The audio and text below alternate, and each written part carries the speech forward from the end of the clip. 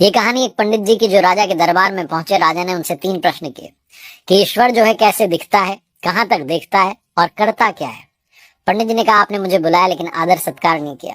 तो दूध का ग्लास मंगवाया गया। पंडित जी दूध के गिलास में बार बार उंगली डाल करके दूध को बाहर निकाल करके देख रहे थे। राजा ने पूछा, कर क्या रहे हो? पंडित जी ने कहा कि मैंने सुना है दूध में मक्खन होता है। राजा ने कहा, ऐसे थोड़ा ना मिलेगा, दूध से दही बनाया जाता है, दही को मथा जाता है, फिर मक्खन मिलता है। पंडित जी ने कहा, ईश्वर भी ऐसे थोड़ा ना दिखेगा, आत्मा को पवित्र करना होगा, नियम से, ध्यान से, अभ्यास से, तब परमात्मा दिखाई देगा। राजा बड़ा प्रसन्न हुआ जवाब से। उसने कहा, दूसरे प्रश्न का जवाब दीजिए। पंडित जी ने कहा कि मोमबत्ती मंगाई। एक मोमबत्ती मंगाई गई, उसको जलाया गया। पंडित जी ने पूछा, बताइए कहां तक रोशनी जा रही है? राजा ने कहा कि हर तरफ जा रही है, चारों तरफ। पंडित जी ने कहा, बस यही, परमात्मा भी चारों तरफ देखता है, हमारे हर कर्म का हिसाब उसके पास है। फिर राजा ने कहा कि तीसरे प्रश्न का जवाब दीजिए, ईश्वर करता क्या है? पंडित जी ने कहा, आप गुरु बन करके पूछ रहे हैं कि शिष्य बन करके? राजा ने कहा, शिष्य बन करके।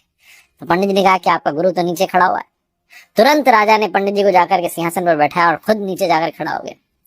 पंडित जी ने कहा, आप बतलाने के लिए रह क्या गया है? बस यही तो ईश्वर करता है, पल में राजा को रंग और रंग को राजा बना देता है। बहुत छोटी सी कहानी जिसका सार समझाता है, भरोसा बनाए रखिए, प्रभु सब कुछ संभाल लेंगे, वो सब कुछ देख लेंगे, बस आपकी आराधना में, पूजा में, भक्ति में कमी मत होने देना।